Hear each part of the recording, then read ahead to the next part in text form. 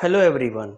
The topic we are going to discuss today, nature and valuation of goodwill.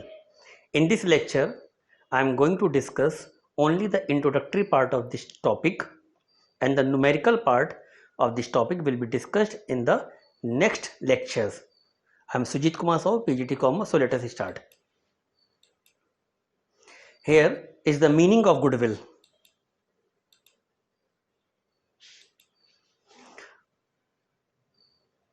If we observe in a society, some well-established enterprises enjoy the benefit of good name, reputation and connections, due to which they earn higher profits. It is because of the efforts made by enterprises in the past, and in return they enjoy an advantageous position. The monetary value of such advantages is called goodwill. In other words, we can say goodwill is the value of the reputation of firm, and a reputed firm is expected to earn higher profit than normal profit of the same industry. It may be because of many reasons. It is an intangible assets, and the assets which cannot be seen or cannot be touched known as intangible assets. If you take an example, if an enterprise is known for providing quality products and rendering quality of after sales services, the customer will be satisfied from the quality of services. Ultimately, a satisfied customer becomes the regular customer of enterprise.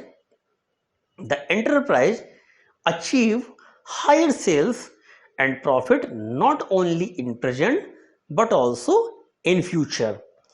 So we can say goodwill is an intangible asset. It is the monetary value of the reputation of a firm. If the firm enjoys higher profit than the normal profit, then it is said that the firm is enjoying the goodwill.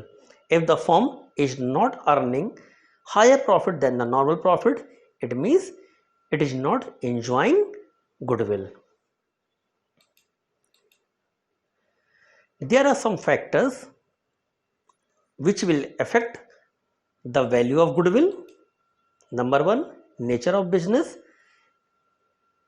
Under this, we can say if the firm is dealing with the products which are of higher demands, so it will attract more and more customers, and more customers means more and more sales.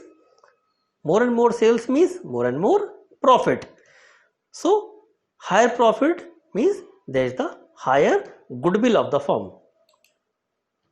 Favorable location. If the firm is located in any of the area which attracts more of the customer, it will also benefit to the firm to enjoy the good amount of profit. Efficiency of the management.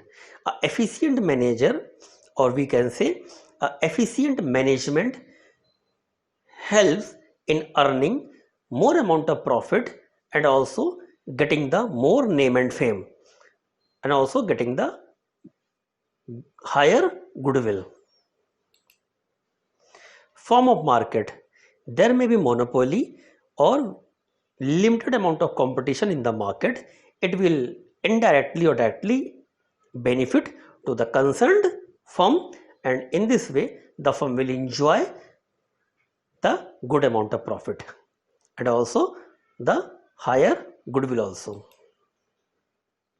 Advantages of the patent. If the firm has got some patent rights on a particular product, it means it has got the monopoly, and ultimately it will give the benefit to the firm to enjoy the higher profit and the higher goodwill also. There are some other factors also, like stability of the government and also the name and fame of the businessman. So these are some other points. So with the help of these points, we can say that these are some factors which affect the value of goodwill. Now, why there is a need for the valuation of goodwill? So Here are some points. Number one, when PSR means the profit sharing ratio changes among existing partners. Number two, when new partner is admitted. Number three, when existing partner is retired. Number four, when a partner is died. Number five, when partner say firm is sold as a going concern, or we can say when two or more firms are amalgamated.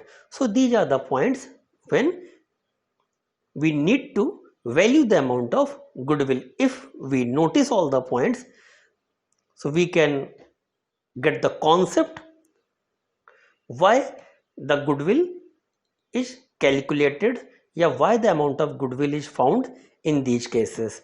The logic behind in finding out the amount of goodwill, because the goodwill is the capacity of the earning. Goodwill is the monetary value of the capacity of profit. You can say it is the profit earning capacity. So if the new partner is admitted, it means he is going to enjoy the existing profit and the name and fame of the firm also, and this name and fame has been earned by the old partners. That's why the goodwill is calculated. That was the only one example. Now if we just take the classification of goodwill, so goodwill is classified in the two parts. Number one, purchased goodwill. Number two, self-generated goodwill. Purchased goodwill means consideration is paid in cash or kind, means something has been paid. Number two, recognized in the books of account, means this will be recorded in the books of account. Number three, shown in the books of account. Self-generated goodwill, it is not purchased, means this goodwill is not purchased, means no consideration is paid for this goodwill earned by the efforts of partners. So this self-generated goodwill is earned by the efforts of partner.